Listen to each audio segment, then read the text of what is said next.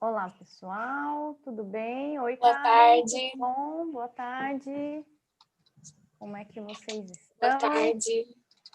Vamos esperar aqui um pouquinho, Karen, que o pessoal está começando a entrar aqui, né, Ok. aqui no YouTube.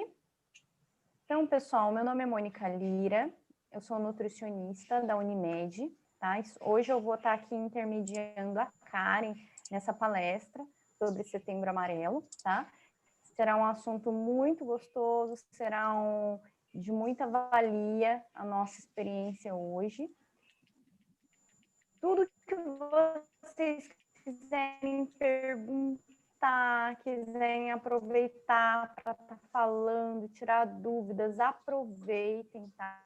Já deixem aqui embaixo no chat, né? Todas as perguntas que vocês quiserem ir fazendo, vocês podem fazer para a Karen. A gente vai abrir no final para ela estar respondendo todas as perguntas de vocês, tá? Então, fiquem à vontade para deixar aí, que no final a gente vai estar lendo todas as perguntas e vai estar respondendo vocês também, tá? Hoje esse evento aqui online, ao vivo, né, está acontecendo em parceria Unimed, Lockton e Avivante, né? É um prazer poder estar aqui com vocês hoje. E hoje eu vou estar apresentando aqui a nossa psicóloga querida, a Karen, que vai estar falando um pouquinho para nós sobre esse tema tão importante, né, Karen? Quer falar um pouquinho sobre você, sobre as suas especificações? Muito prazer a todos. Eu sou a psicóloga Karen, eu sou especialista na área clínica e na área hospitalar e estou muito contente de estar aqui com vocês hoje, com tantas possibilidades, né? Eu sei que estão todos aqui hoje para falar desse tema tão importante, que é o Setembro Amarelo, que é a nossa saúde emocional. Então, fiquem muito à vontade mesmo para vocês deixarem as perguntas de vocês. Eu vou estar correndo aqui com a apresentação para a gente conversar sobre essa temática e no final a gente vai estar abrindo para vocês trazerem as perguntas e a gente ver o que a gente consegue fazer para colaborar e para contribuir com todos, tá bem? Joia. Karen, nós já estamos com 120 pessoas assistindo agora, tá? Então, se você quiser, já pode compartilhar. Vamos dar início, então, à nossa palestra de hoje, tá? Eu vou estar fechando aqui o meu áudio, o meu vídeo, mas no que vocês precisarem, deixem aí os comentários, que depois eu vou estar passando tudo para a Karen, tá bom? Vamos lá, então? Vamos começar. Aproveitar vocês todos que estão já aqui comigo, né? Então, hoje nós vamos conversar sobre esse tema tão significativo, tão importante, que é a saúde emocional, nesse mês do Setembro Amarelo, que foi escolhido para a gente trazer um processo de conscientização sobre a importância da prevenção do suicídio. Então, para a gente começar, eu queria trazer para vocês essa questão, tá? De que, né, agora são 4 horas da tarde, às 3h15, a gente teve uma pessoa que perdeu a vida para o suicídio. Agora, às 4 horas da tarde, possivelmente tem uma outra pessoa perdendo. E até o final aqui desse nossa reflexão, a gente vai ter uma outra pessoa perdendo a vida. E a principal faixa etária é entre 15 e 29 anos. Então, isso é muito sério. Tá? Não só porque a gente está falando das pessoas que perdem a vida em si, mas a cada 40 segundos a gente tem uma pessoa tentando. Então, só durante o tempo que a gente vai ficar aqui, quantas pessoas estão correndo o risco de perder a própria vida por um sofrimento, por algo que de fato talvez poderia ter sido prevenido antes? Né? Como é que ficam esses familiares que recebem essa notícia? Será que realmente ninguém percebeu o que estava acontecendo com essas pessoas? Né? E será que eram realmente pessoas tão diferentes de nós? Mas se é que os problemas dela eram tão diferentes, que eram pessoas com problemas? Não sei. A gente vai refletir um pouquinho sobre isso, tá? E para começar, então, entrando nessa temática, minha pergunta: será que é doença? Ansiedade, depressão? A gente foi acostumado a entender que doença, que o processo de adoecer está relacionado com uma virose, com uma bactéria, com germe, com micróbio, com um parasita, um verme. Existem várias possibilidades de adoecimento, né? Ou então o próprio processo de alimentação, hábitos, condições sanitárias, uma comida estragada que a gente come que mexe todo com o nosso organismo, o próprio funcionamento do nosso corpo, a gente sempre cresceu entendendo que isso era doença. Mas eu gostaria de convidar vocês a refletirem sobre uma questão. Vamos considerar que a gente está atravessando a rua e a gente leva uma bela de uma buzinada. Ou que a gente acordou hoje cedo e acabou tendo um desentendimento com alguém que a gente gosta. Na hora, o nosso corpo fica todo diferente. O nosso coração acelera, porque o corpo entende que nós talvez estejamos em perigo, certo? Então, esse batimento cardíaco vai fazer com que todo o fluxo sanguíneo corra mais rápido, com isso vai aumentar a nossa pressão arterial, o nosso pulmão vai puxar mais oxigênio, a gente fica ofegante, a mão da gente, as pernas tremem ou travam, né? Tudo isso dá aquela suadeira na hora para baixar a temperatura em questão de segundos, em questão de poucos, né? Um momento muito curto que pode ter acontecido, mas toda essa descarga, ela já vem para o nosso corpo. Isso na hora. Mas a gente tem que considerar que isso não passa com tanta facilidade assim. Em poucos minutos depois, o nosso coração para de acelerar, a gente respira um pouco melhor, mas isso gera uma acidose dentro do nosso organismo, o nosso pH sobe. Então, os neurotransmissores ficam querendo regular isso, ficam querendo procurar uma forma de se reorganizar, que é aquela sensação de vontade de comer um doce. A gente fica com a temperatura do corpo todo desregularizado, vem uma sensação de frio, uma sensação daquele calorão. Como o corpo entende que nós estamos em perigo, existe a possibilidade da gente ter um efeito obstipante, laxativo, porque o corpo pensa assim, nossa, você está em perigo, não é hora de ir no banheiro.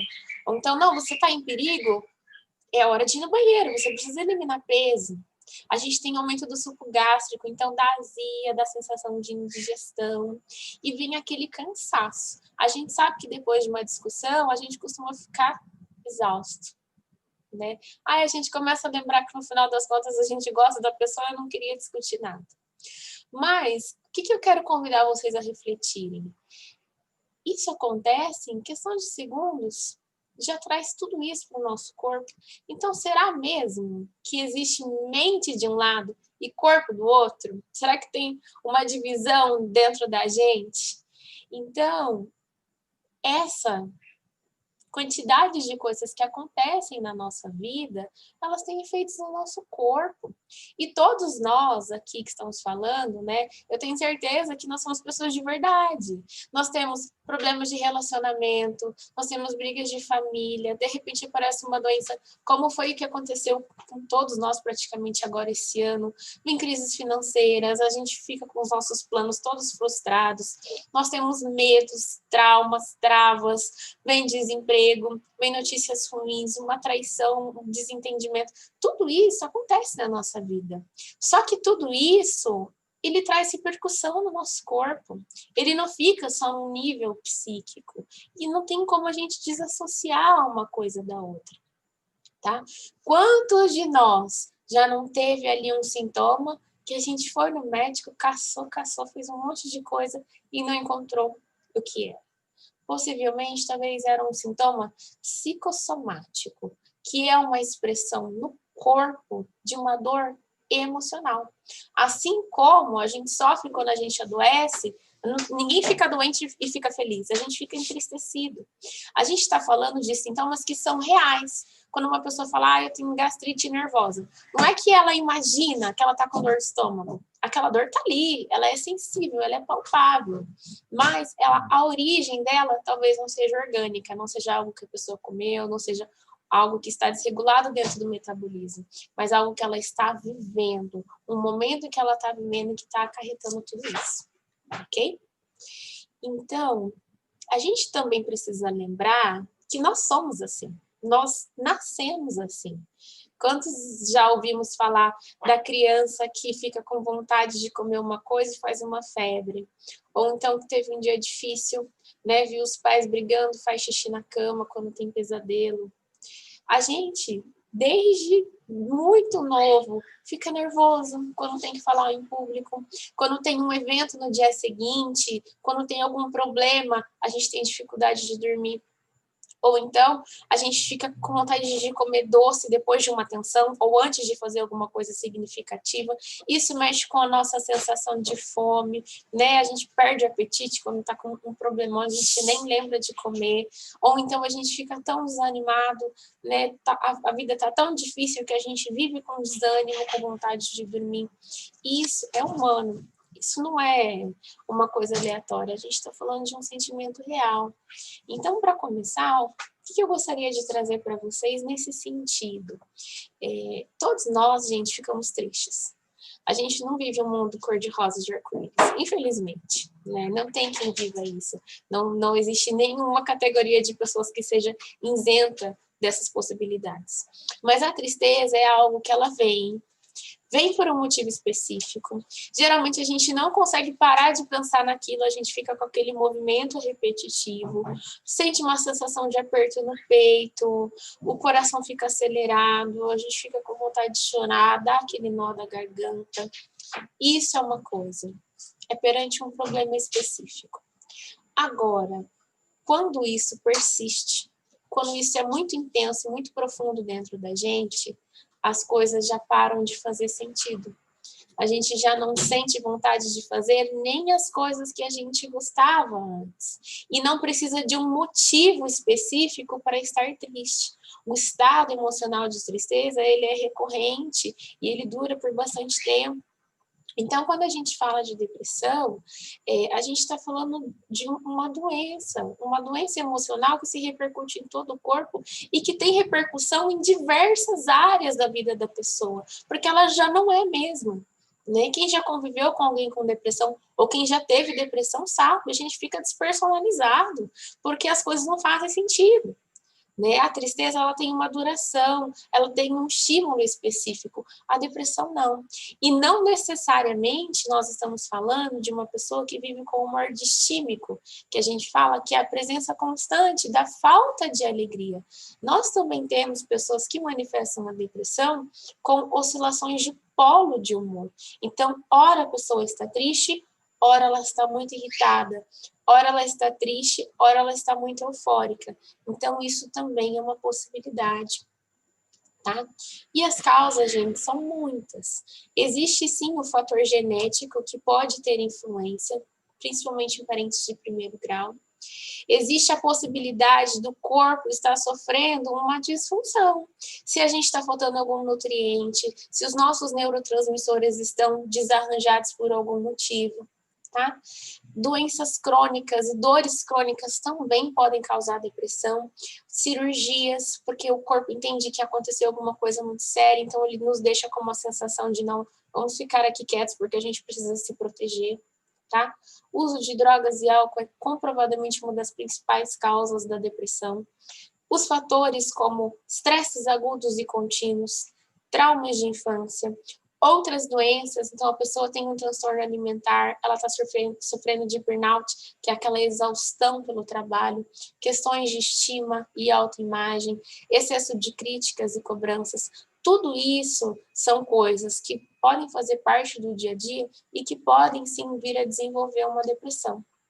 Tá? E a pessoa que está com depressão, ela não é só alguém que anda cabisbaixa, triste, ela não sente só tristeza, ela sente culpa, e fica se cobrando que ela deveria estar bem, que ela deveria reagir de uma forma um pouco melhor, sente uma sensação de vazio muito grande, então por isso que as coisas não preenchem.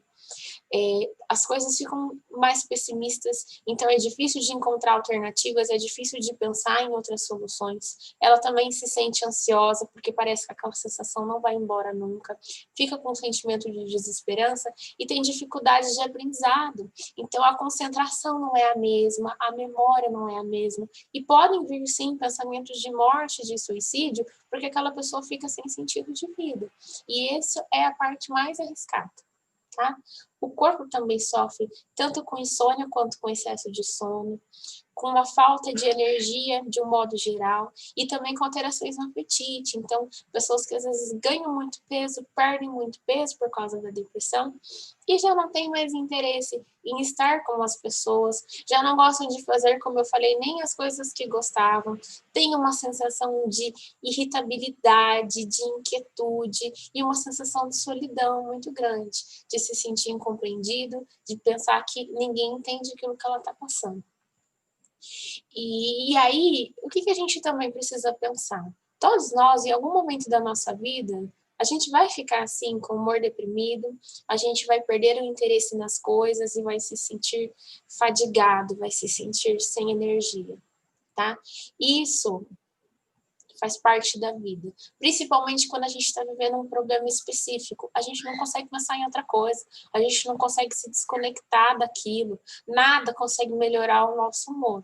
Tá? Mas, quando isso já se desenvolve, se torna uma depressão, a gente tem esses outros fatores. Então, a concentração já não é a mesma, a autoestima, a autoconfiança abaixam bastante, tem essa sensação de inutilidade, de que as coisas não vão dar certo, essa pessoa já não consegue se amar, então começam a haver comportamentos autodestrutivos, tá? E essas alterações de sono e apetite. E nós também precisamos falar da diferença, né, da depressão para a ansiedade, porque, gente, parece óbvio, né? A gente escuta, a pessoa deprimida tá triste, tá na bad, como as pessoas falam hoje em dia, né? E o ansioso, só pensa no problema de amanhã, só pensa no futuro. Não. É muito mais do que isso. Cada um desses pequenos temas aí são temas de TCCs, mestrados e doutorados, porque são coisas muito profundas. Nós estamos falando de seres humanos e nós somos muito únicos. Então, pode ser que cada pessoa reaja de uma forma diferente, não tem uma coisa muito certa, não dá para a gente seguir. Por isso que eu trouxe esse quadro para vocês, para a gente pensar sobre isso. Né, que tanto na depressão quanto na ansiedade existe essa sensação da preocupação excessiva, essa sensação de inquietude, essa agitação. Na depressão, um pouco mais de cansaço, de perda de interesse, de perturbação de sono e apetite. E na ansiedade, nós já vamos falar de outros pontos, que é a sensação eminente de perigo, de pânico, de que algo ruim pode acontecer a qualquer momento. E aí vem os sintomas físicos, vem o tremor, vem aquela suadeira, a respiração fica ofegante, aumenta a frequência cardíaca. E outros sintomas que são comuns para os dois, como dores sem origem definida, diarreia, prisão de ventre, má digestão, dores musculares, a sensação de queimação no estômago. Então, vamos aprofundar um pouquinho sobre essa questão da ansiedade, que eu acho que é uma coisa muito pertinente nos dias de hoje, porque nós estamos sim vivendo tempos difíceis. Além desses sintomas, existe a possibilidade da gente também correr o risco de se encaixar num perfil ansioso, disso fazer parte da forma como a nossa personalidade foi construída. Então, são pessoas mais perfeccionistas, que não importa o nível de cansaço, não importa o nível de estresse, os limites estão sempre ali sendo colocados em xeque. São pessoas que preferem ter o controle de tudo, que preferem se antecipar, que preferem se organizar, e por causa disso têm dificuldade de confiar nas outras pessoas, são muito críticas consigo mesmas, são muito exigentes consigo mesmas, sempre estão com algo na cabeça, sempre têm uma preocupação. São pessoas que podem aparentemente se sentir seguras, mas nem sempre são. Pessoas que podem aparentar ser calmas, mas no fundo não são. E uma simples coisa pode colocar tudo isso para fora. E no momento de pressão, podem se desestabilizar. Podem se desorganizar perante mudanças na vida, e um pequeno problema pode ser a gota d'água, pelos níveis de estresse na qual a pessoa já vivencia. Então, se você se encaixa aí, tome cuidado, tá? Porque hoje em dia isso é muito comum. A nossa rotina é muito exigente, a nossa vida é muito corrida, isso faz com que a gente desenvolva características que a gente precisa para fazer determinada coisa, mas que podem nos atrapalhar e muito. Tá? E nesse período, gente, de pandemia, a gente tem vivenciado isso de uma forma quase que coletiva, pelo medo de pegar o vírus, pelo medo de pegar e falecer, pelo medo das pessoas falecerem, de perder as pessoas que são importantes para nós. Então, a gente fica sempre com essa sensação de instabilidade. Tem vacina, não tem vacina? Vai passar, não vai passar? A gente sofre por antecedência, tem medo da crise financeira que está vindo, de perder a renda. A gente já perdeu muita coisa, né? Então, até o hobby que a gente tinha, às vezes, de final de semana, a gente não tem mais. Então, teve uma quebra de rotina, uma quebra de expectativa muito grande. Vem essa questão do futuro, quando é que as coisas vão voltar ao normal? Será que vai voltar ao normal? Né? O presente já parece ameaçador, a gente se sente inseguro, né? As pessoas falam que o mundo está acabando, que é o fim dos tempos. Então, tem muita coisa que passa pela cabeça da gente. E é muito difícil mesmo a gente administrar tudo isso. Porque uma coisa é quando a gente está com problema. Outra coisa é quando todo mundo ao nosso redor está com problema. Quando todos nós estamos vivenciando uma situação assim. Isso dificulta mesmo. Tá?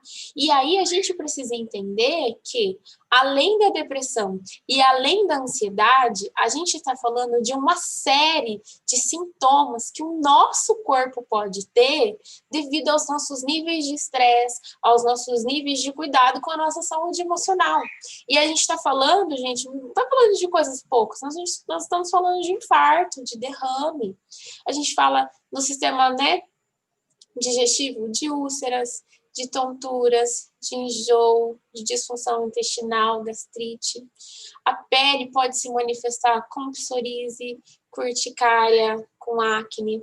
O sistema respiratório com asma, bronquites, com alergia. O sistema reprodutor com disfunções sexuais, com infertilidade.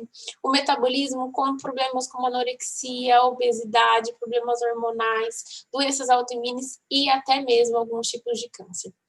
Tudo isso é comprovadamente dito que nós podemos desenvolver isso se a gente não tem esse olhar. Se a gente vive de qualquer jeito, se a gente finge que está tudo bem, sabe? Porque a gente aprende a fingir que está tudo bem, né? Nós temos uma respostinha na ponta da língua quando alguém nos pergunta, está tudo bem? Tudo. A gente responde isso com a maior naturalidade do mundo. Tá? E aí nós estamos pensando em até que ponto será que nós realmente estamos conseguindo ter essa empatia com o outro? Será que em algum momento a gente não viu alguém passando um problema emocional e a gente não julgou que aquilo era demais? Né? Será que realmente o problema do outro não nos pareceu pequeno? Né? Às vezes a gente acaba julgando, principalmente pelas diferenças das gerações. Um adulto pode olhar para um adolescente que terminou o relacionamento e está super mal com isso e falar, ai, que bobagem. Mas quando era adolescente, talvez não era tão bobagem assim. Então, isso nos atrapalha muito. Porque mesmo nos dias de hoje, a sociedade não compreende isso. A gente não tem um espaço seguro para dizer o que a gente sente. Né? Fala-se da geração mimimi, né, que fica sensível com tudo, a gente fica até com medo de dizer o que a gente está pensando, o que a gente está sentindo, né? E uma pessoa que se ofende com tudo, ela está sofrendo, ela não está bem emocionalmente. Então, quantas vezes numa situação assim, ou então convivendo com pessoas assim, porque nós convivemos em sociedade, nós sabemos que tem muitas pessoas ao nosso redor que estão claramente adoecidas. E aí a gente escuta aquelas frases de que você precisa sair mais, isso é coisa da sua cabeça, você não tem que se preocupar, você reclama demais, eu sempre soube que você tinha um problema, mas nem tem nada de errado com você, você está chamando atenção, você não parece ansioso, você não parece deprimido, não é você que não está se esforçando o suficiente. Será que a gente não conseguia trocar? Porque, gente, como faz diferença? Eu tenho certeza que vocês vão entender o que eu tô falando, porque tem dia que a gente não tá bem, certo? Tem dia que a gente tá estranho, nem a gente sabe o que a gente tá sentindo. Ou então acontece algo específico, e quando a gente tem alguém para conversar sobre aquilo, parece que as coisas mudam. Primeiro porque a gente tira aquela emoção toda que está na nossa cabeça e a gente consegue raciocinar um pouco mais, porque para a gente falar, a gente tem que pensar sobre o assunto. Então a gente, de repente, organiza aquela coisa que estava tão bagunçada dentro da cabeça da gente e é uma palavra que alguém fala que muda a nossa energia, que a gente sente que com o tempo as coisas vão se acertar, que talvez aquilo realmente tenha outras alternativas, porque no meio do furdunço a gente não enxerga. Então, nós também precisamos nos capacitar. Quando a gente não sabe o que dizer, a gente diz aquilo que a gente ouviu.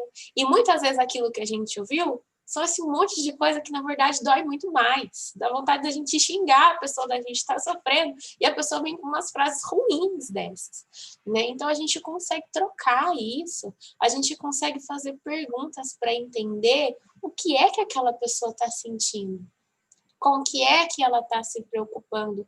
Por que que a vida dela está parecendo toda ruim? Será que tem partes da vida dela que estão boas ainda? Será que ela realmente perdeu tudo? Será que é o momento da gente julgar? Ou é o momento da gente falar que as pessoas também passam por aquilo, mas ela não é obrigada a passar por aquilo sozinha, que aquilo que a gente entende que aquilo não é chamar atenção, e a gente pode agradecer, falar, olha, eu sei que é muito difícil falar sobre essas coisas, então eu te agradeço por você compartilhar isso comigo, eu não sei exatamente o que eu posso fazer para te ajudar, mas eu tô aqui, que a nossa tendência é falar, não, eu vou sair dando um monte de dica aqui para a pessoa, né? Não precisa, né? A gente conseguir dizer que, olha, eu entendo você tentar esconder isso, não é todo mundo que vai compreender, não adianta sair por aí falando que é questão de, você não parece, tá assim. A gente legitimar o esforço da pessoa, falar, nossa, realmente, eu não sei o que eu faria na sua situação, me parece difícil.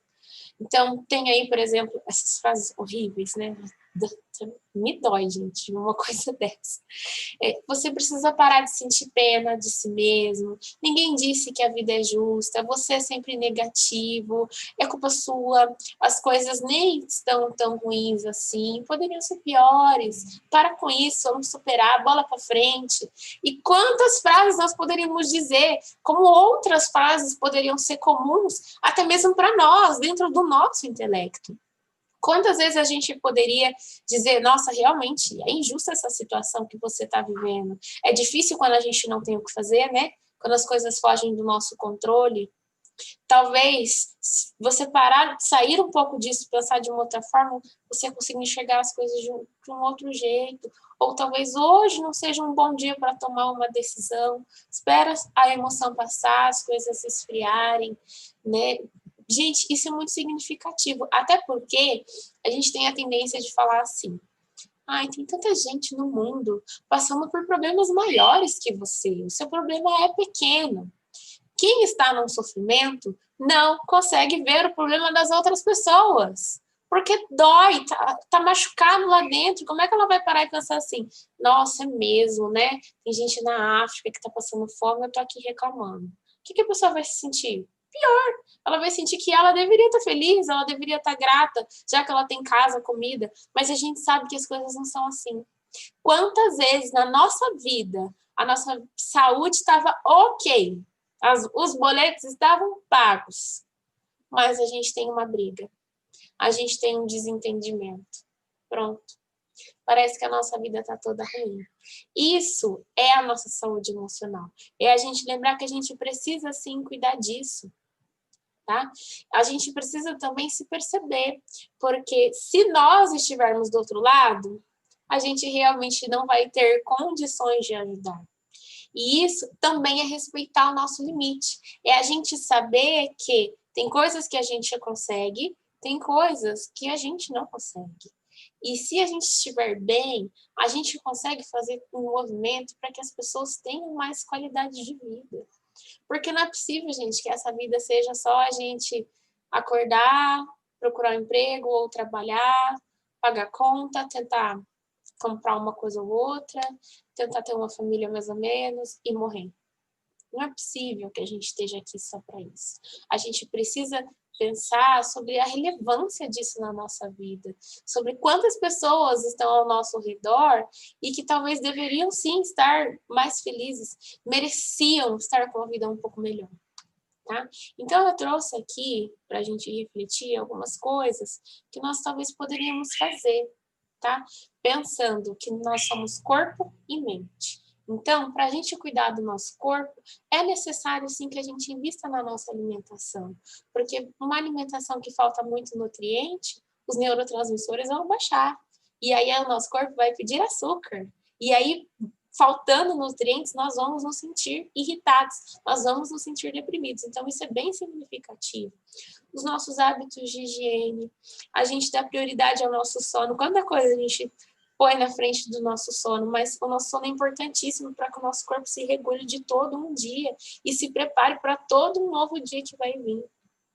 A gente ter, sim, atividades físicas, porque a vida sedentária, ela também traz danos para o nosso psiquismo, para o equilíbrio lá dentro das nossas coisas. Nós temos cuidados preventivos com saúde, para que a gente não seja pego de surpresa numa doença que a gente já poderia estar tratando no começo.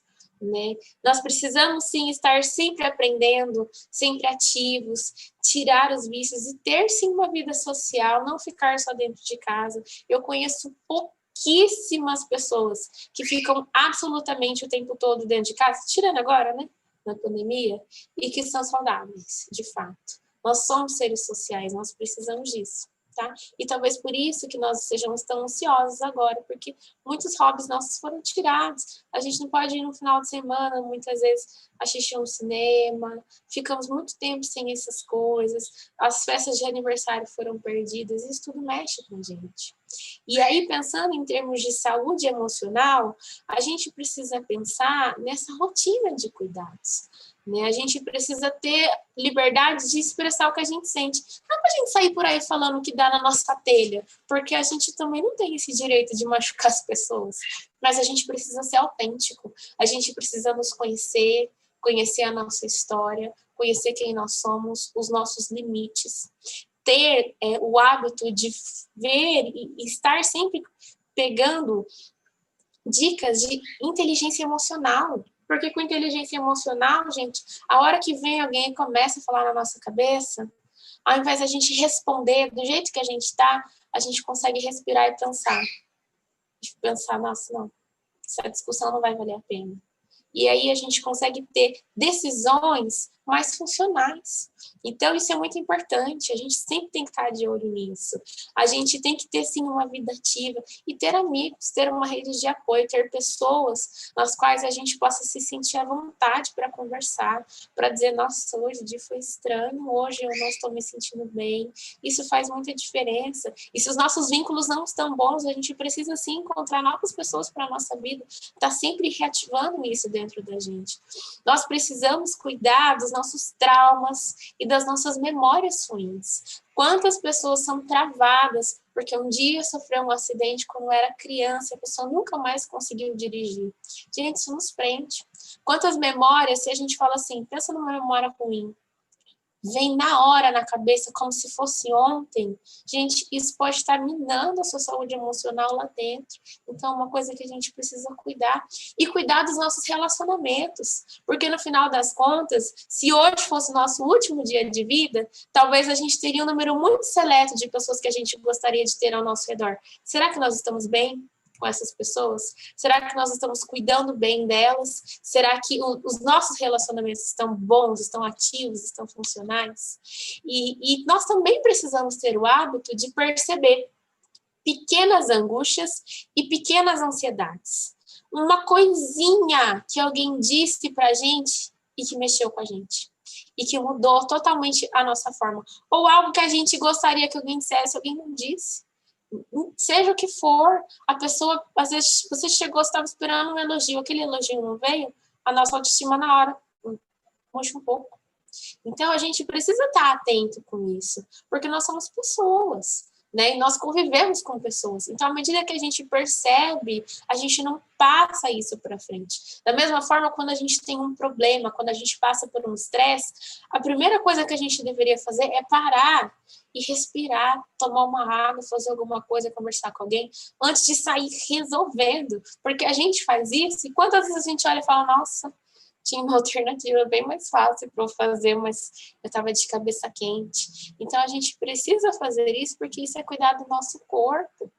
Um estresse, uma situação tensa, Gente, traz afta para nossa boca, traz resfriado. Então, a gente precisa estar com essa conexão com o nosso corpo, escutando o que ele está nos dizendo e fazendo, sim, exercícios de relaxamento, de percepção. Tem áreas do nosso corpo que a gente nem para perceber. E quando a gente está tenso, a gente nem percebe. O nosso senho fica cerrado, a nossa língua fica no céu da boca. O nosso ombro fica puxado para frente, porque é a nossa posição de defesa. Então, a gente precisa ter isso dentro da gente e perceber também o nosso humor, gente, porque a gente está sempre com o humor assim, né? Sempre tem coisas boas, coisas ruins, coisas que nos incomodam o tempo todo. E quando a gente tem essa percepção, a gente consegue até mesmo falar assim, olha, hoje você não brinca comigo, que hoje eu não estou bem. Né? Isso é liberdade, isso é a gente conseguir se conhecer. E a gente ter uma espiritualidade também é uma coisa muito importante, porque tem perguntas que nós precisamos saber responder, que é de onde a gente veio, o que nós estamos fazendo aqui, será que a gente está cumprindo a nossa missão, o que será que vai acontecer depois daqui? Nós precisamos ter essas respostas dentro da gente. Tá? E buscar ajuda no lugar correto. Por quê? Se você está tentando e você não está conseguindo nem sair do lugar, é sinal que você está sim precisando de ajuda e não é vergonha nenhuma a gente pedir ajuda. Foi-se o tempo, né? Durante quantos e quantos anos as pessoas diante de um problema tinham que engolir o choro, né? Como os nossos pais nos diziam, e seguir. Hoje em dia a gente não é obrigado a isso. A gente já entendeu que nós não somos um pedaço de carne que estamos aqui para trabalhar. A gente já entendeu que nós somos um universo de coisas e que a gente precisa, sim, investir na nossa saúde emocional pelo nosso bem-estar, porque o tempo passa. Porque 5 anos atrás, talvez a gente não estaria como a gente está hoje, e teve coisas que a gente queria que a gente não conquistou. A gente precisa ter esse cuidado. E não necessariamente a gente precisa tentar sozinho. Os cuidados com saúde emocional, eles precisam ser diários. Eles deveriam, sim, ser prioridade na nossa vida. Muitas vezes não é, porque a gente não dá conta de fazer um monte de coisa, só que quando a gente tem milhões de coisas para fazer e nós não estamos bem, a gente não se sente tão capacitado e tão apto para realizar as coisas como nós faríamos de outro jeito. Então, até deixei aí para vocês, né? A gente precisa de ajuda para construir uma casa, a gente vai no arquiteto, quebra o carro, a gente vai no mecânico. Agora, quando a gente está com problema, a gente recorre para tudo quanto é canto, menos para um terapeuta. E para vocês, né, que estão aqui nessa live, que receberam pela empresa de vocês, a Unimed tem um núcleo, tem uma clínica de psicologia que pode ajudar. E para vocês que não são, existem infinitas possibilidades, ONGs que fazem esse trabalho para a gente buscar um processo psicoterapêutico quando a gente já não dá conta disso sozinho. Se você escutou isso tudo que a gente trouxe para vocês, isso mexeu com você, você olhou e falou, putz, eu tô assim, não continue assim. Porque a chance de passar 1 ano, 2 e você continuar assim e tá pior é muito grande. E com o processo terapêutico, teria várias coisas que são possíveis da gente compreender. A gente entender essa relação de corpo e mente, a gente perceber nós mesmos, a gente ter um espaço para expressar coisas que às vezes a gente não consegue dizer para quem está dentro da nossa casa, até mesmo porque às vezes nós temos um problema dentro da nossa casa. A gente consegue ter força para enfrentar os nossos limites, para ter estratégias para resolver problemas e resolver os problemas de uma forma mais leve, porque a gente não deixa as coisas acumuladas, nós estamos sempre cuidando da nossa vida, entendendo a nossa autobiografia, as escolhas que a gente fez, tendo uma rotina de cuidados conosco, de como administrar essa vida dura que nós temos de família, trabalho, amigos e tudo isso que a gente tem que fazer ao mesmo tempo. Então, a gente consegue organizar uma rotina mais funcional, cuidar de traumas que muitas vezes a gente roda e aquilo continua ali, sendo que a gente conseguiria isso com o processo psicoterapêutico. É claro que uma depressão, um transtorno de ansiedade mais forte, é necessária medicação? É, porque daí a gente fala com a linguagem do corpo. O corpo está adoecido, a gente entra com medicamento. Mas nem sempre o medicamento muda o que a gente pensa. muda a nossa história, nem muda o que a gente sente. Então, por isso que essa é a primeira via mais indicada, o processo psicoterapêutico, para nos ajudar nesse sentido. E nós estarmos sempre atentos, a gente buscar, sim, sobre essa temática. A gente pesquisa sobre tanta coisa, né? A gente sabe tanta coisa. Por que a gente não para, de repente, receber uma mensagem por dia, ou para a gente ter essas fontes, para a gente procurar, né? Eu mesmo tenho um canal, é gratuito, que fala sobre responsabilidade afetiva, sobre como a gente consegue ajudar as pessoas em determinadas situações, o que a gente faz quando a gente está sentindo tal coisa ou tal coisa. Então, isso é muito significativo para nós. Isso é a gente cuidar disso que a gente tem de tão importante, gente, que é a nossa saúde. Porque quando a gente, né, volta a falar do Setembro Amarelo, essas pessoas que perderam a vida, enquanto a gente estava aqui conversando, talvez ela tinha os mesmos problemas que você. Só que ela não teve ninguém para estender a mão. Ela não teve a oportunidade de ver uma live e de repente pensar, nossa, minha vida está sem sentido, preciso de ajuda. Porque quando a vida da gente perde o sentido, gente, as coisas não são mais as mesmas. A gente nunca mais consegue ser a mesma pessoa. Então, isso é muito significativo. E agora eu gostaria de abrir para vocês colocarem perguntas, para vocês falarem coisas que estão aí, que vocês estão pensando, dicas sobre como lidar com isso. Tá bom? Mônica, você consegue ler para mim? Oi, Karen. Oi.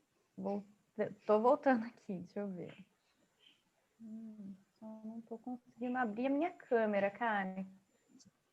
Mas, olha só, nós temos algumas perguntas, sim. Tá. Eu não tô acompanhando vocês no YouTube, tá, gente? A Mônica que vai ler para mim as perguntas. E se você não quiser se identificar, não tem problema também não, tá? Que a gente tá falando de coisas muito pessoais, então não faço questão. Podem ficar tranquilos. Tá, Karen, eu só não tô conseguindo abrir a minha câmera mesmo, tá? Tá. Mas temos aqui algumas perguntinhas de algumas pessoas, né? Algumas pessoas comentaram aqui, que é uma dúvida, né? Com relação a esse perfil da pessoa que poderia estar cometendo suicídio. Existe um perfil para uma pessoa estar cometendo o suicídio ou não? Qualquer um pode ter algum problema, de repente, psicológico, desenvolver. Isso ser desencadeado, dá para a gente identificar isso antes, Karen?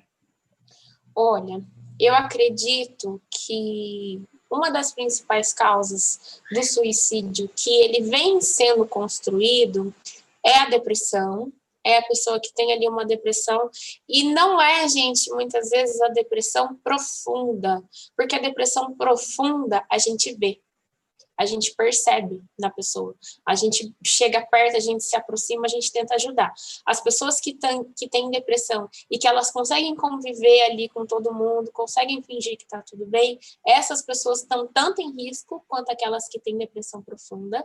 E a gente, quando pensa num suicídio, a gente não está falando só de algo que veio construído ao longo do tempo, não. A gente pode estar falando de algo situacional. Então, uma mãe que perde um filho, se o sentido da vida daquela pessoa era exclusivamente o filho, ela corre o risco de não conseguir lidar com aquela dor naquele momento e, num momento, atentar contra a própria vida. Então, a gente fala tanto de sofrimentos construídos, em termos de perfil, quanto de sofrimentos agudos. Então, pessoas que têm relações muito profundas. Então, isso também vai entrar até mesmo pessoas que vivem um relacionamento abusivo. Tá? Porque a vida daquela pessoa é aquela outra pessoa. Se aquela outra pessoa trai, de repente, essa pessoa pode sim correr o risco. Por isso que nós precisamos estar capacitados para a gente conseguir ajudar. Porque não é justo que uma pessoa perca a vida por causa disso, né? Uhum, é verdade. Aqui, Karen, algumas pessoas colocaram que perderam um vizinho. Teve uma moça também que comentou que o filho tentou cometer suicídio. Isso foi muito assustador, né? Para essa moça que comentou isso sobre o filho, tem alguma dica que você poderia dar para ela com relação a isso? Porque sempre fica aquele medo, né? No filho ele tentou, provavelmente já está fazendo algum tratamento, mas a gente fica com certo receio, né? Sim. Quem já passou por essa experiência sabe bem né, o que essa mãe está trazendo. A primeira coisa que vem na cabeça é culpa. Nossa, será que eu não dei amor o suficiente? Será que eu não dei atenção? Será que eu não conversei? Então, eu acho que tão importante quanto a pessoa que cometeu o suicídio, que tentou, né, se machucar de alguma forma, porque no suicídio vai entrar qualquer forma de se machucar, tá? A família também procurar ajuda, apoio emocional, para saber como lidar com essa pessoa que está ali dentro de casa. Principalmente, gente, porque nós não somos responsáveis por tudo. Ninguém é responsável pela vida emocional do outro, o que o outro pensa, o que o outro sente. Às vezes não tem nada a ver com a família, às vezes em casa a pessoa se sente bem, mas é um adolescente, e na escola a pessoa se sente totalmente excluída. Por adolescente, gente, adolescente só pensa em quê? Só pensa em ser aceito, só pensa em autoimagem. Quando ele crescer, ele vai lembrar que, nossa, aquela gente não era minha amiga, aquela gente não valeria a pena. Mas quem vale a pena é quem está dentro da minha casa, que doaria um rim para mim se eu precisasse. Então, são coisas que são fáceis. E a família tendo esse aporte, eu acho que isso ajuda bastante. E nós também temos possibilidades de estudar sobre o manejo. O que a gente faz se a gente vê uma pessoa tentando tirar a própria vida? A gente tem alguns conteúdos aí disponíveis, até na minha página mesmo tem um vídeo falando sobre isso, sobre o que a gente fala para a pessoa na hora dessa, como é que a gente lida, porque a gente pode assustar a pessoa de um tanto que pode acelerar o processo.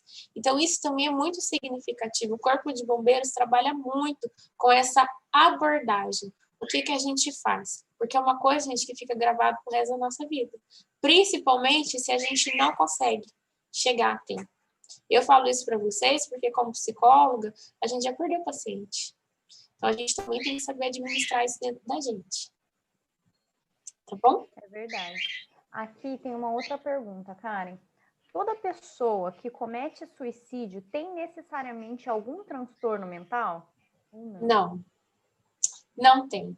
Existem, sim, vários transtornos mentais que podem colocar a pessoa em risco. Então, qualquer transtorno mental que a pessoa tenha períodos ou de ausência ou delírio, ela pode, sim, atentar contra a própria vida sem saber o que ela está fazendo, tá? Porque ela pode achar que ela está sendo perseguida por alguém e a única alternativa é ela pular da janela, tá? Isso já aconteceu muitas vezes. Então, existem sim pessoas que têm transtorno mental, até mesmo, gente, os idosos, quando a gente fala de Alzheimer, porque a noção deles de espaço, de tempo, é totalmente diferente da nossa. Mas as pessoas que cometem suicídio, a grande maioria são pessoas como qualquer um de nós, que tem em si as capacidades, assim, nós somos lúcidos, né? A gente consegue tomar as nossas decisões, consegue tomar conta da nossa vida, mas por um sofrimento acabaram tendo essa opção porque não viram outra alternativa. Então, é sempre uma tentativa de acabar com a dor, tá, gente? Não com a vida. Aqui também tem uma pergunta, eu só não entendi direito. O Danilo, ele colocou assim, muita rotina ajuda no começo do suicídio? Eu acho que ele quis dizer aqui se a pessoa está muito sobrecarregada com a rotina dela, alguma coisa assim, ou de repente se é o contrário, uma rotina muito parada, uma pessoa muito isolada, isso ajuda no suicídio? Sim, tá? A pessoa que tem uma rotina muito aberta, ela tem muito tempo para a cabeça pensar um monte de bobeira. A nossa cabeça já pensa, né? Normalmente. Agora, se a gente não tem nenhuma ocupação, se a gente passa o dia todo na televisão, ou só no celular, ou só fazendo uma determinado tipo de coisa, a nossa cabeça realmente começa a se questionar. E para a pessoa que está numa pós-venção de uma tentativa de suicídio, né, respondendo a pergunta aí, seja por um lado, seja pelo outro, uma pessoa que tentou suicídio, ela precisa sim de uma rotina de autocuidados, porque vocês imaginam, né, se alguém infelizmente já passou por essa situação, é um dos momentos de maior sofrimento, porque a pessoa depois que ela comete o suicídio, ela não fica feliz, não. São dias e dias de descarga emocional do corpo falando, o que está acontecendo? Eu morri? Eu não morri? Então tem adrenalina lá dentro, tem muita coisa acontecendo ao mesmo tempo. Então ter uma rotina justa, de cuidados é bem interessante. Então, acordar, ter hora para tomar café, tem hora para o lazer, tem hora para as responsabilidades, tem hora para ler um livro, tem hora para cuidar de si, tem hora para relaxar a cabeça, para não ficar pensando só nisso também. Então, uma rotina de pós-menção de cuidados com suicídio é bem importante. Aqui tem uma outra pergunta falando assim: historicamente, o que mais contribui para uma pessoa cometer o suicídio? Historicamente falando, é a depressão. É o fator principal quando a gente pega as pessoas que sobreviveram e faz esse acompanhamento. Aqui no Brasil, a gente tem o CVV, que faz essa intervenção telefônica, né? Que é o telefone do 188, que tem o site, e que 24 horas por dia está disponível para conversar sobre o sofrimento, né? Principalmente um sofrimento que corre o risco da pessoa tirar a própria vida. Então, eles têm muitos dados sobre isso, eles falam da prevalência dos homens, das mulheres, tem várias informações sobre isso também. Legal, Karen. Outra pergunta aqui: quais são os sinais que um suicida em potencial dá? Em potencial, ele pode estar falando todas aquelas solicitações de ajuda. Então, ele pode estar falando que se sente um fardo, que era melhor estar morto do que estar vivo, que as coisas já não fazem mais sentido, que ele já não vê alternativas. Essa pessoa, ela já começa a perder interesse pelas coisas que ela gostava, começa a se despedir de certo modo, pode ser que pesquise formas de tirar a própria vida.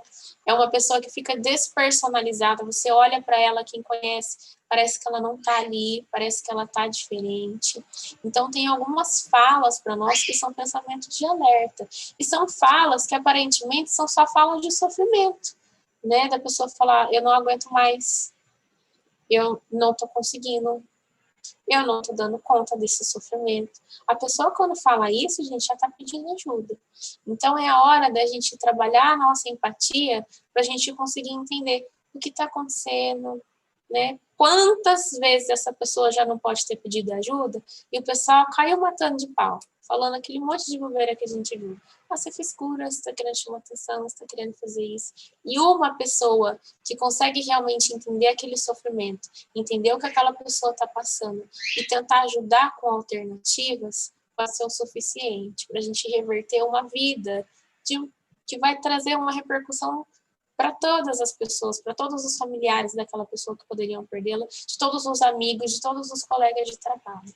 Então, isso também é responsabilidade nossa. E por isso que a gente fala da importância da gente cuidar da nossa saúde emocional, porque daí a gente consegue.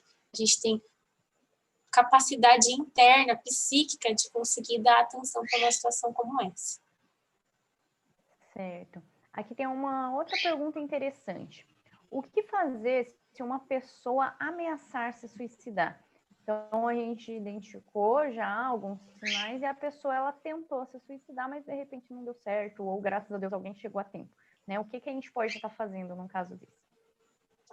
Na hora, o que é recomendado? Existe todo um protocolo de atuação, tá? Eu vou trazer para vocês algumas coisas. A primeira é não ir sozinho, porque se aquela pessoa se mata, você pode ser indicado por homicídio. Então, a gente sempre ir com outra pessoa, né? Não vestir a capa de super-herói, nem sair correndo, porque aquela pessoa pode sair para uma via pública, pode terminar de pular para onde ela está indo. A gente precisa se aproximar acompanhado, devagar, avaliar o risco para ter certeza que a gente também não está correndo risco de perder a nossa própria vida. E antes do que pensar no que a gente tem que dizer, a gente tem que tentar escutar aquela pessoa, fazer perguntas. Então, entender se aquilo é uma depressão, se aquilo já vem de longa data, se é a primeira tentativa de suicídio, se é um momento difícil que a pessoa está vivendo, se tem alguém que a pessoa conhece que pode ser que ajude, alguém da família que está sabendo que ela está sofrendo, né? Entender qual é o sofrimento, o que aconteceu, porque o que a gente faz? A gente trabalha aquela sensação da buzinada. Na hora, o nosso corpo fica muito elétrico. Uma pessoa, para ela ter a capacidade dela tentar se matar, ela está com a adrenalina 1000 dentro dela. Quando a gente consegue conversar e manter vínculo, criar um relacionamento com aquela pessoa por durante 20, 30, 40 minutos, eu garanto para vocês que o sistema parasimpático começa a agir. A pessoa para de ficar na emoção e começa a pensar. A cabeça já não é mais a mesma, ela se acalma. Aí a gente consegue realmente buscar uma ajuda, principalmente do Corpo de Bombeiros, que é um dos nossos principais aliados nisso, que é o 193. E se a gente tiver alguém que tentou se suicidar, o mais importante que a gente pode fazer é o acompanhamento, porque essa pessoa, uma semana depois, tá todo mundo ainda mandando mensagem perguntando como que foi, como que ela tá. Depois de um mês, ninguém mais lembra. Então, é a nossa presença que pode ser muito significativa e o nosso incentivo ao tratamento. Porque se aquela pessoa não fizer nada, se ela não buscar ajuda, a chance disso acontecer de novo é muito grande. Ou então, daquela pessoa pensar, você está esperto comigo, então ela vai para o outro lado, tá? Porque o nosso corpo nos sabota. Então, é importante esse monitoramento e esse incentivo ao tratamento. É verdade, interessante isso, hein, Karen? Bastante dica importante. Sim. Existe alguma técnica para aliviar sintomas de crise de ansiedade? Tá, legal. Depende, tá? Depende do quê? Se a pessoa está tendo uma crise de ansiedade, porque aconteceu uma coisa naquele momento e ela teve uma crise, existem alguns exercícios de respiração que a pessoa pode fazer, porque quando a gente respira profundo e faz uma respiração diafragmal, que é o bebê, né, que respira pela barriga, a gente está mandando para o nosso corpo a informação de que está tudo bem. Então, a gente precisa fazer coisas que estejam bem. Então, quando a gente se alimenta, o corpo pensa, parou para comer? Então, acho que já está um pouco melhor. Então, a gente precisa tentar ir no banheiro, tentar comer, tentar respirar e, acima de tudo, aguardar, porque a crise passa. Agora, quando a pessoa tem um transtorno de ansiedade, tem um transtorno de pânico, a crise não passa e tentar respirar vai dar a sensação de taquicardia. Então, ela pode piorar a situação. Então, a gente precisa oferecer, para quem está com crise de ansiedade, um cuidado proporcional. Se é algo situacional, a gente tem que buscar essas alternativas. Pontuais vão ser o suficientes. Se aquilo está profundo dentro da pessoa, ela precisa de um processo psicoterapêutico. Porque não adianta ela cuidar só do sintoma. Ela vai ter que entender qual é a causa. Porque enquanto a gente não entende a causa da pessoa que está tendo um transtorno de pânico, ela não melhora. Legal. Aqui tem uma outra pergunta também, né? O Alessandro comentou que hoje em dia está aumentando muito a quantidade de suicídio entre adolescentes, né, jovens. E isso tem sido muito assustador. Tem alguma coisa que os pais de adolescentes podem parar para observar, para ver se tem algum indício de uma atitude de suicida do filho? Eu acho que os adolescentes, eles estão, sim, muito em risco. Até porque, infelizmente, hoje em dia isso virou moda. O tema do suicídio, ele não era um tema para ele passar no jornal. Fulano de tal se matou. Porque isso dá uma sensação ruim de que, olha lá, a pessoa se matou, agora ela está famosa. Isso para o adolescente é o suficiente, principalmente para aquele que se sente invisível. Então, a temática hoje em dia, ela precisa ser trabalhada por especialistas. As pessoas saem falando de suicídio sem saber. É claro que uma pessoa que passou por uma situação dessa, ela tem propriedade para contar sua própria história. Mas a gente tem que saber manejar isso. Então, com os adolescentes, eu acredito que seja o mais relevante para os pais é o vínculo. É a gente entender o que aquele adolescente está sentindo. E isso é uma coisa muito diária, tá? Porque os adolescentes, você pode dar amor, pode dar carinho, pode dar afeto, pode dar compreensão. Ele tem outras coisas. Então, os pais precisam entender o universo dos adolescentes, fazer leituras sobre como lidar com os adolescentes no dia a dia, porque eles têm questões que a gente não tinha na nossa adolescência. A adolescência hoje em dia é diferente e sempre vai ser porque os adolescentes são focados no meio. E o meio muda constantemente. Então, o interessante seria que os pais sempre tivessem ferramentas sobre como lidar desde pequenas crises dos adolescentes, crises de autoimagem, crises de autoestima, crises de futuro, crises de cobrança, até questões mais significativas. Porque o adolescente em si, ele é muito explosivo.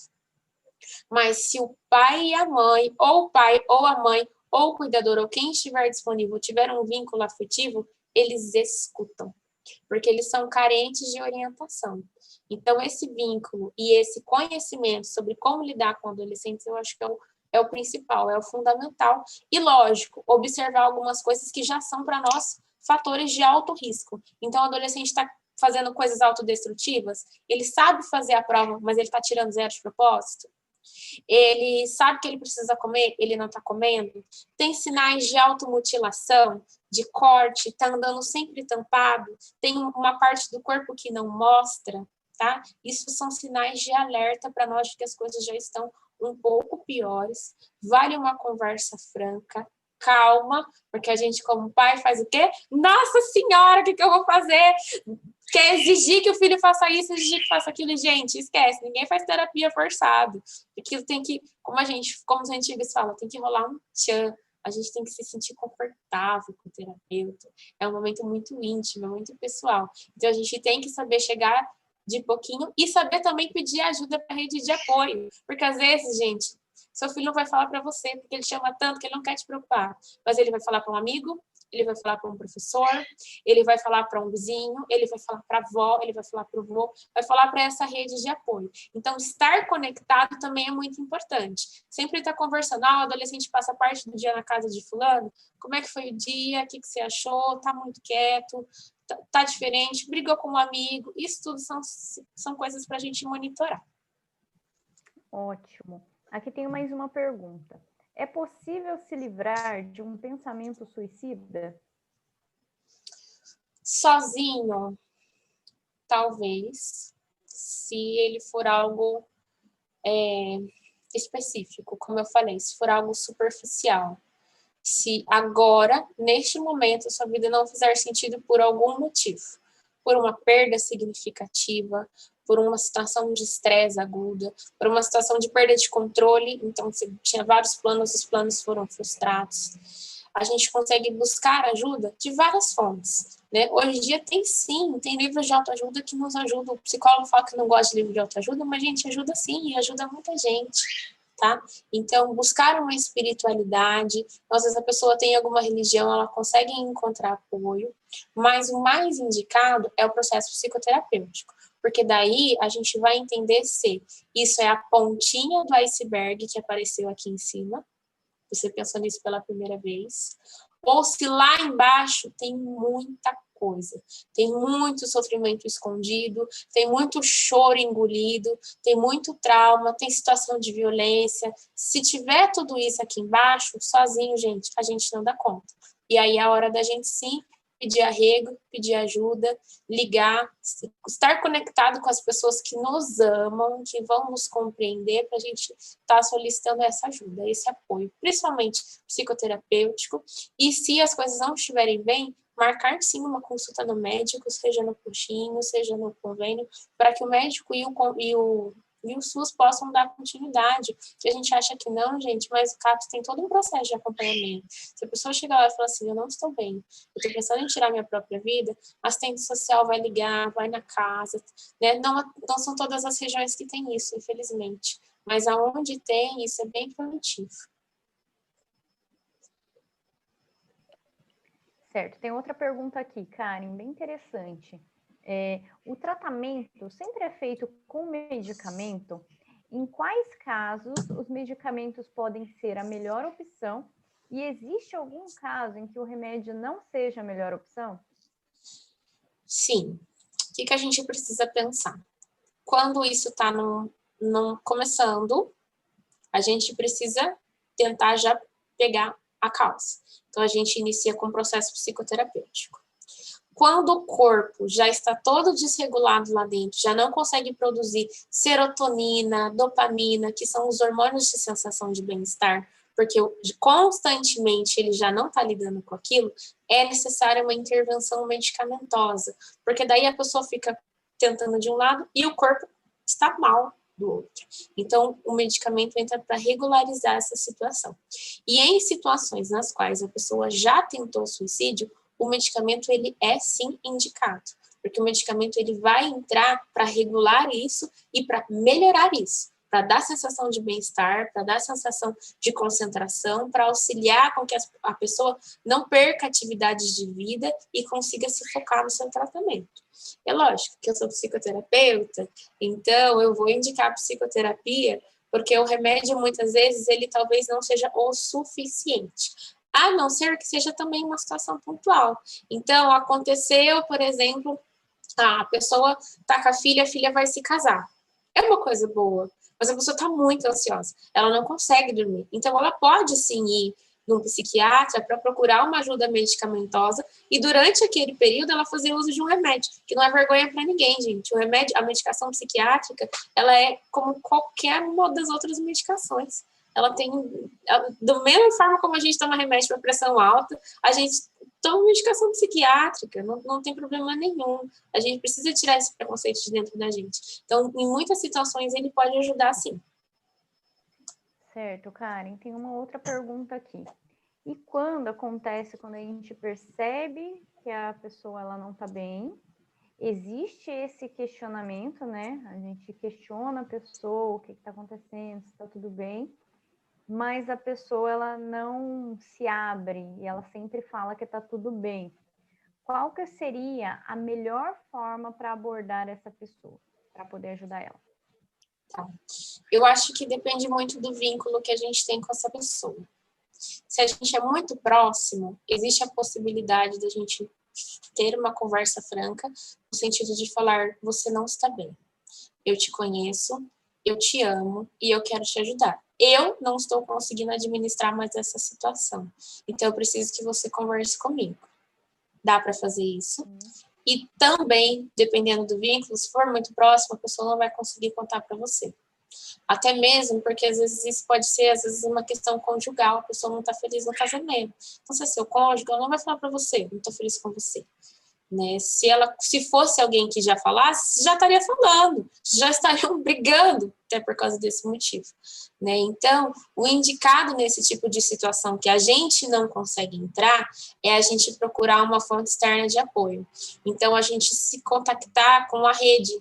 Então, às vezes, tem um amigo de infância, tem um parente próximo, tem alguém que aquela pessoa consegue se expressar um pouco melhor. Isso também acontece muito com adolescente. O pai para a mãe, ele não quer contar. Para um amigo, ele não quer contar, mas para o outro, ele conta. Não dá nem para explicar por quê. Não é nem porque a outra pessoa seja melhor capacitada, mas cada um se sente à vontade de acordo com a história que tem com aquela pessoa. Então, é válido a gente buscar redes de apoio para pegar pessoas que saibam da situação. Primeiro, para compartilhar. Você está percebendo isso? Tô. Não tô, vou reparar.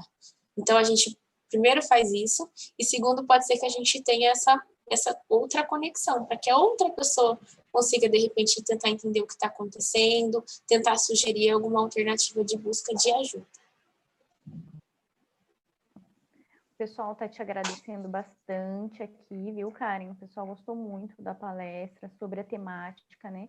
Teve alguns comentários aqui que eu acho, de repente, interessante nós, da área da saúde, trazer esse esclarecimento, né? Algumas pessoas comentaram assim, por que ter uma época específica né, nomeada para esses tipos de temática, né? Então, exemplo, agora, Setembro Amarelo, Outubro Rosa, né, Novembro Azul. Eu acho importante nós, da área da saúde, de repente, a gente passar isso para vocês. Por quê? Porque a nossa vida é muito corrida, né, Karen? Então, a gente vai seguindo num ritmo de rotina, de trabalho, de família e coisas e tal, que simplesmente, às vezes, a gente não consegue ter um olhar diferente, né? Então, a saúde, ela é muito voltada para isso. Por isso que é importante se pensar em determinadas temáticas, né? Karen, você quer falar um pouquinho para nós por que nós não podemos ficar abordando tanto esse assunto, né, de Setembro Amarelo, sobre o suicídio para a população? Eu penso que, assim, esse movimento ainda é muito recente. Para quem cuida de si, para quem sabe da importância da saúde emocional, a gente sabe que a gente deveria, sim, falar pelo menos de saúde emocional todo mês, todo dia. Porque a gente fala de saúde do corpo, não fala de saúde da mente. Aí a gente adoece do mesmo jeito, né? Então, existe sim uma necessidade, assim, imperativa da gente trabalhar essas questões. Por que a temática do suicídio em si é trabalhada somente em setembro? Porque a gente precisa concentrar informações para que isso não se torne uma celebração do suicídio. Entende? Isso tem que ser uma tentativa de prevenção. A gente não pode trazer isso de nenhuma forma como algo, olha o que a gente está comemorando. Não, nós não estamos comemorando nada, nós estamos ligando o sinal de alerta, nós estamos pedindo, pelo amor de Deus, para as pessoas tomarem atenção com relação a isso. E isso entra, em primeiro lugar, a autorresponsabilidade, a forma como a gente está tratando as pessoas que estão ao nosso redor. Então, durante o mês de setembro foi se escolhido, né, pelo Ministério Público, por vários lugares, isso é um movimento internacional, para a gente tratar disso de uma forma concentrada, para que a gente não passe também o ano todo falando sobre o suicídio, para justamente, às vezes, a gente não correr o risco de pegar alguém que não está capacitado, falar de uma forma errada, e isso acabar confundindo a cabeça de alguém que está escutando e que não está se sentindo bem. Tá? Mas saúde emocional a gente tem que trabalhar todo dia. E isso é uma coisa que ninguém faz por nós, né? O mundo só nos judia, na verdade, né?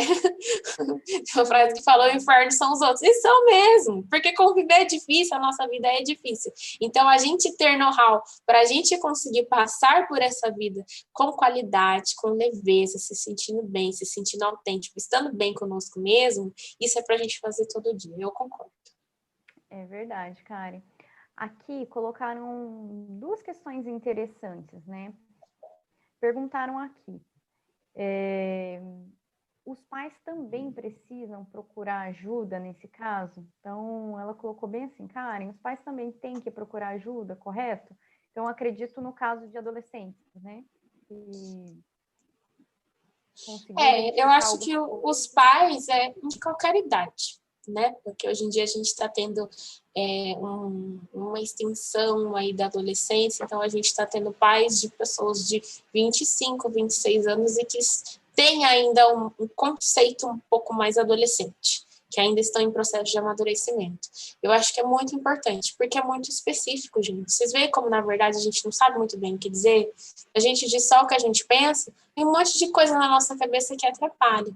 Então, a busca por isso, ela é muito importante, muito significativa, não só para a gente lidar com os nossos filhos, no caso, mas porque a gente convive em sociedade, a gente pode se deparar com um amigo que pode nos pedir ajuda, e aí a gente vai saber o que dizer. Depois que a gente faz isso uma vez, a gente se sente mais seguro para falar daquilo de novo. A gente já sabe que a pessoa que contou um problema, ela não quer que a gente engrene num discurso para falar da nossa vida, que às vezes é o que a gente faz. O que a gente faz quando a gente faz isso? Eu passei por isso, eu superei. O que a pessoa pode dizer? Parabéns, vencedor! Você superou. E isso não trazer nenhuma empatia. Então, à medida que a gente vai se capacitando para isso, a gente vai se tornando uma pessoa menos tóxica, como a gente fala, né? E mais funcional, mais produtiva para a gente ajudar qualquer um que esteja precisando. Legal, Karen. Aí tem outra questão aqui. Se a gente tentar de todas as formas e não conseguir, seria o caso de psiquiatra ou não? Então, acredito Sim. que seria, né? Sim. Sim, porque o que a gente faz? Primeiro, a gente cuida da nossa saúde emocional. Quando a gente adoece, a gente já tem que buscar algum tipo de ajuda, né? Quando o que a gente buscou não foi o suficiente, a gente tem que aumentar a régua, tá? Nem que seja necessário uma internação. Porque numa internação, gente, é feito todo um processo de limpeza corporal, de medicamento, de exercícios, para que aquele corpo saia dali um pouco melhor. É como se fosse um retiro, sabe? É um momento para que a pessoa consiga se retirar, tratar só disso na vida dela, para que dali para frente ela consiga ter medidas constantes, para que essas medidas constantes sejam o suficiente. Então, não existe limites para a tentativa de ajuda. A internação psiquiátrica, ela também é eficaz. Às vezes, até mesmo porque, dependendo da pessoa, principalmente os mais jovens, isso mexe muito com a cabeça. Então, pode mexer para um lado muito positivo, sabe? Pode gerar valores que estavam ali dentro e que a pessoa precisava, sim, ativar. Precisa trazer uma relação de compreensão de vida, porque cada um tem um motivo. Gente, tem gente que tenta tirar a própria vida porque está com raiva de alguém e quer que a pessoa se sinta punida. Essa pessoa, ela precisa de um processo psicoterapêutico para ela entender quem ela é e até que ponto aquela pessoa é tão importante assim, ao ponto de tirar a própria vida. Precisa passar por um processo de auto-perdão, de por que aquela pessoa deixar aquela pessoa entrar na vida dela. Então, cada um tem motivos específicos. Então, a gente vai buscando medidas proporcionais e o psiquiatra a gente tem que correr sim. Não conseguir um psiquiatra, um clínico geral consegue receitar medicações até fazer com que a gente consiga uma consulta, porque eu sei que nem sempre é tão simples assim. Às vezes demora, então a gente vai tratando com medidas possíveis até que a gente busque uma ajuda funcional. Sabendo que às vezes a gente vai falar com o psiquiatra e ele não vai ser psicólogo. Ele não vai falar, nossa, me conta o que está acontecendo. Ele vai te perguntar dos sintomas. Porque é uma pessoa que está ali também, e nem sempre está bem, e nem sempre tem, né, o mesmo know-how. Às vezes você só conseguiu uma consulta, você chegou lá, o médico foi, né, nada do que você esperava. Então, por isso que a gente precisa ter essa busca constante e saber compreender essas questões, porque a nossa saúde é mais importante. Mais importante do que o médico ser legal com a gente é se ele vai passar alguma coisa que vai ser eficaz para nos ajudar. Olha, a última pergunta aqui, Karen.